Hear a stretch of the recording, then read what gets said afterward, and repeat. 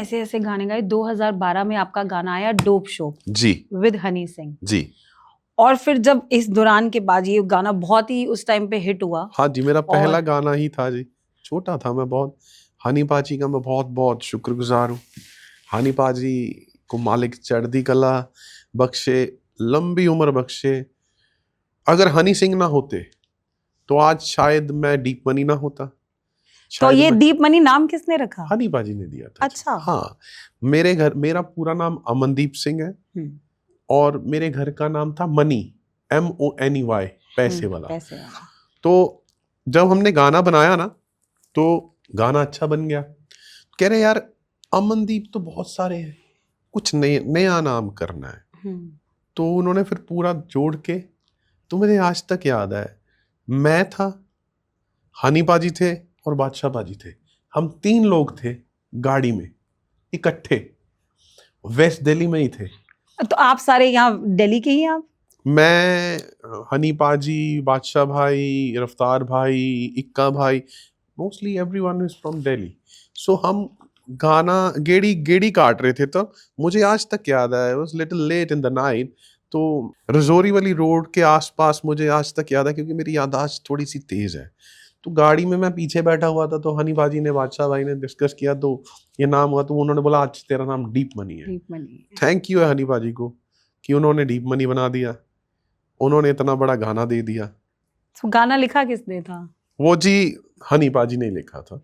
आपको इतना उससे सक्सेस मिला जी। तो क्या ऐसा रहा कि आपके हनी पाजी से अगर बिगड़ी, जो सुना जाता है कि आजकल बादशाह, हनी सिंह, रफ्तार, इन सब की इतनी ज्यादा प्रॉब्लम्स चल रही हैं, और मैंने तो ये भी सुना है कि हनी सिंह जी ने अभी लेटेस्ट बोला है कि अगर मेरे को वापसी बादशाह के साथ कभी नहीं हो सकती।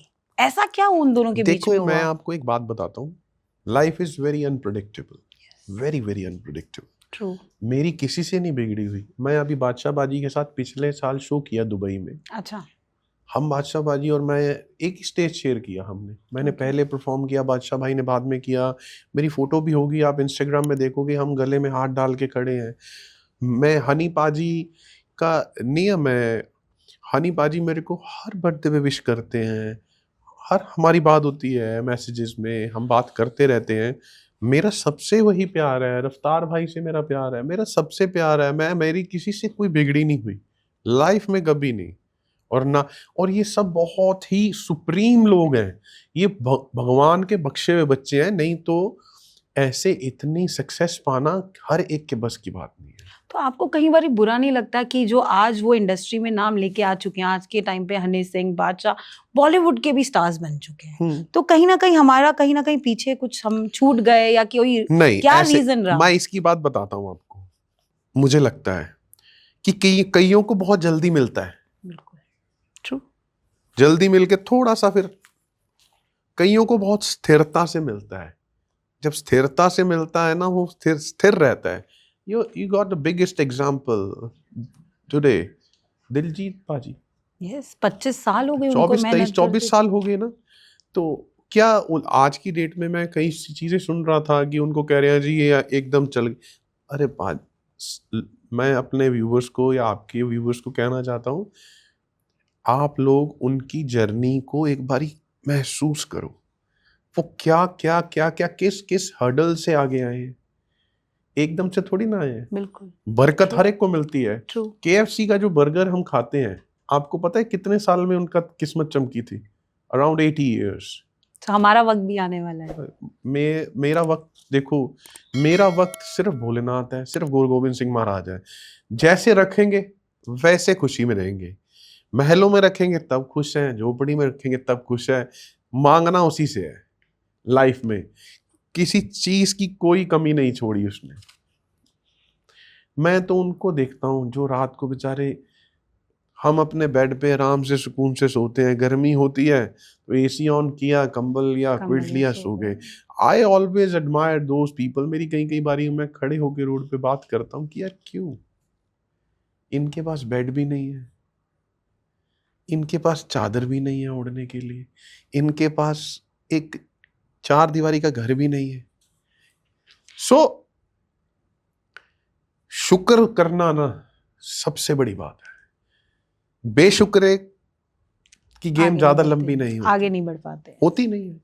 आप देख लो, जिसने बोला कि मैं हूं वो तो हाँ, ये सबसे बड़े एग्जाम्पल हनी सिंह जी हैं, और उनको लगा था कि वही एक टॉप नॉच बन चुके हैं उस टाइम पे, मैं ना और उनका वो डिप्रेशन का पीरियड कि वो हम्म, ड्रग एडिक्ट हो गए और कितने साल बाद वापस आए इंडस्ट्री हम्म। में वो। मैं तो अब आपका वेट कर रही हूँ कि आपकी इंडस्ट्री में उस तरीके से कम बैक हो। मैं उस चीज पे भी आता हूँ, वो भी इंसान नहीं करता, वो भी कराया जाता है।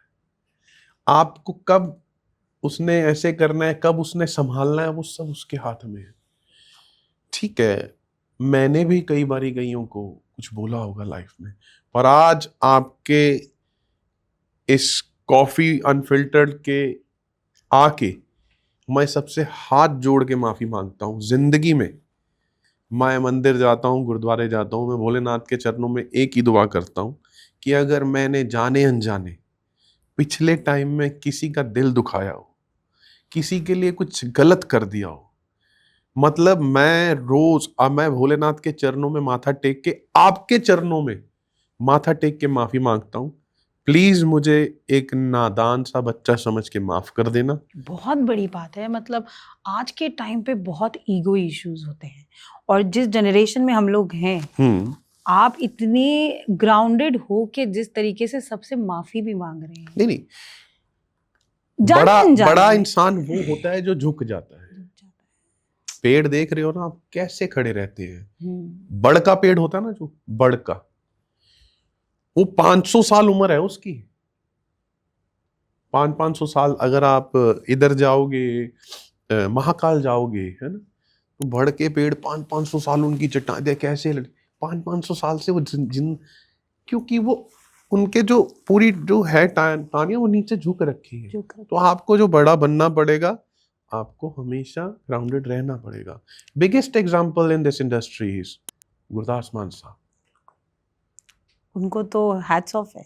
सतेंद्र सरताज साहब, क्या गाते हैं, क्या लिखते हैं, है ना, कमाल के लोग हैं यार, कमाल की इंडस्ट्री है। अरिजीत सिंह जी देखो आप, he is also very grounded. मैंने तो आपसे ही यस ही इज सुना कि वेरी वो वेरी, आज मतलब भी उनकी सिंप्लिसिटी देखो ना यार, simplicity। क्या है यार वो लोग, मतलब कमाल के लोग हैं वो।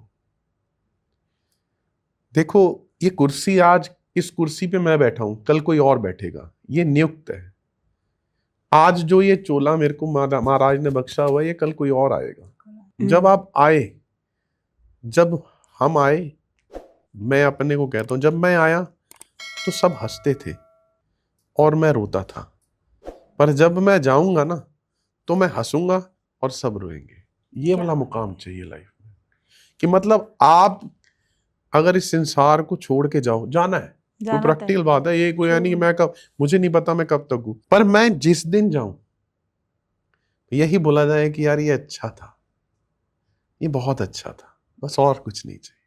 For more updates, subscribe Coffee Unfiltered's YouTube channel or connect with us on Instagram and Facebook.